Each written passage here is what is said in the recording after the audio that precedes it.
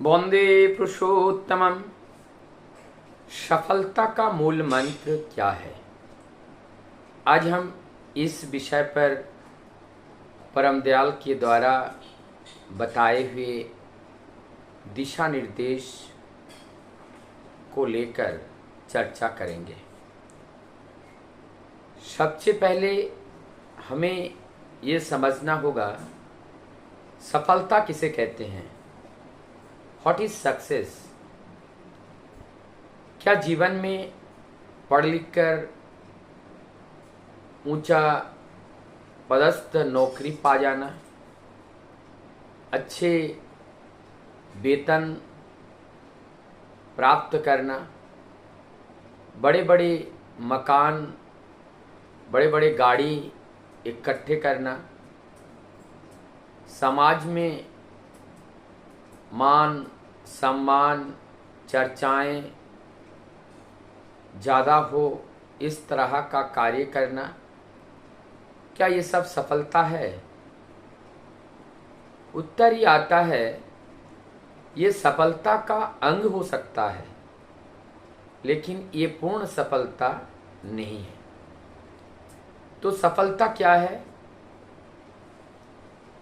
सफलता है वास्तव में मानव देह का उद्देश्य को परिपूर्ण करना।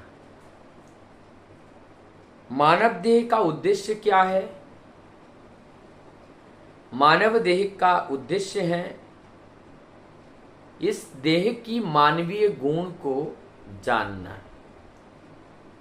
अब मानवीय गुण को जानने के लिए किसके पास जाना पड़ेगा?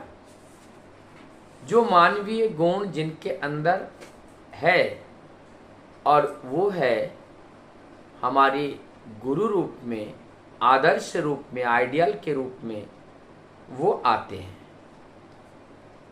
जब उनको आदर्श रूप में पाते हैं, आचार्य के रूप में पाते हैं, वो आचरण करके हमें दिखाते हैं और हम उस पथ पर चलने के लिए प्रतिज्ञाबद्धता के साथ अग्रसर होते हैं। तभी वो गुण एक एक करके हमारे अंदर प्रवेश पाता है। और जब ये सारे गुण प्रवेश करते हैं, ये मानवीय गुण, इस मानवीय गुण में एक दिव्यता है, इसलिए इस गुण को दैवीय गुण भी कहते हैं। और दैवीय गुण में ईश्वरत्व है, अर्थात उस गुण को ग्रहण करके हम ऊर्ध्वगामी होते हैं, अर्थात सत्य के पथ पर चलने के पुजारी बनते हैं। तो ये कैसा संभव है कि हम परम सत्य को जानें और उसको ग्रहण करें और उसी पथ पर चले? जब ऐसा कार्य करते हुए हम जीवन में चलते हैं, निश्चित रूप से हम अपने जीवन की सफलता प्राप्त कर पाते हैं। अब हम आप लोगों के का जो दृष्टि है, मैं आकर्षित करना चाहूँगा परम दयाल श्री ठाकुर जी के 16 जनवरी 1942 आलोचना प्रसंग के तीसरे पार्ट में ठाकुर जी ने कुछ बात बोले हैं जो सफलता के केंद्र बिंदु है।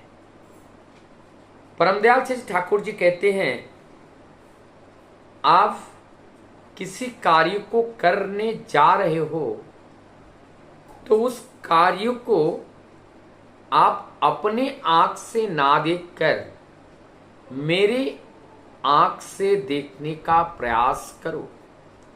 यहां अर्थ क्या है? अर्थ है केवल भौतिक आंख से भौतिक वस्तु का देखना दर्शन नहीं है। यहां पे ठाकुर जी कहते हैं आप हमारी आंख से देखो, अर्थात ठाकुर कौन है? ज्ञान है। तो उस ज्ञान की आंख से हमें दर्शन करना है। जब ज्ञान की आंख से हम देखते हैं तो हम सत्य को ही देखते हैं और सत्य का ही दर्शन करते हैं। तो हम सत्यदर्शी बनते हैं और सत्यदर्शी बनकर जब हम चलते हैं तब हमारे अंदर एक मन कार्य करता है। परमदयाल जी ठाकुर जी कहते हैं वो मन भी हमारा होना चाहिए। अर्थात सत्य का मन कैसा होगा? सत्य का मन सत्य पे लगा होगा। तो यहां पर मन ठाकुर जी का हम कैसे लेंगे? जब हम उनके पुजारी बनेंगे, उनके सेवक बनेंगे, तब जाकर के उनके मन को हम चुरा के ले सकते हैं। और वो मन जैसे सत्य के साथ संलग्न रहता है और उस ठाकुर जी के मन से हम जब देखते हैं तो हम अपने को भी पाते हैं कि मन आप सत्य के साथ लगा है। बोलते हैं हम चिंता करते हैं वस्तु जगत के बारे में। ठाकुर जी बोलते हैं तुम्हारा चिंता, मेरा चिंता जो है वही चिंता तुम्हारा होना चाहिए। तुम हमारे चिंता को अपने अंदर प्रवेश करो और करके तुम आगे बढ़ो और आगे चलो। अर्थात यहां पर चिंता होगा सत्य की, सत्य राह पे चलने की, सत्कर्म करने की, क्योंकि यहां परम पुरुष की चिंता है, उस परम सत्यता की चिंता है और उस चिंता की राह पर हमें चलना शुरू करना पड़ेगा। और हमारा बिजनेस कैसा होगा? हमारा दैनंदिन जो कार्य होगा वो कैसा होगा? ठाकुर जी बोलते हैं कि आप, मेरा जो धंधा है वही धंधा आप ले लो। ठाकुर जी का धंधा क्या है? पुरुषोत्तम का धंधा क्या है? भगवान का धंधा क्या होता है? ईश्वर का धंधा क्या होते हैं? ईश्वर का धंधा होता है लोकपाली। ईश्वर का धंधा होता है परिवेश या प्रकृति की सेवा देना, उनकी परिरक्षण, परिवेक्षण, परिवर्धन, ये सारे दायित्व अपने ऊपर लेना। ये क्या है? ये भगवान की धंधा है, ईश्वर की धंधा है, उनकी चिंता है। उनकी चिंता जगत के सबको लेकर है, अपने लिए चिंता नहीं। ऐसे चिंता हमें अपने मस्तिष्क पट पर लेकर चलना होगा।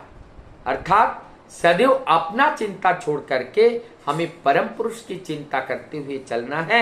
ऐसे करते हुए जब हम चलेंगे निश्चित रूप से हमारे जीवन का सफलतम ऊंचाई तक हम पहुंच पाते हैं और हम जीवन में निश्चित रूप से सफल होते हैं।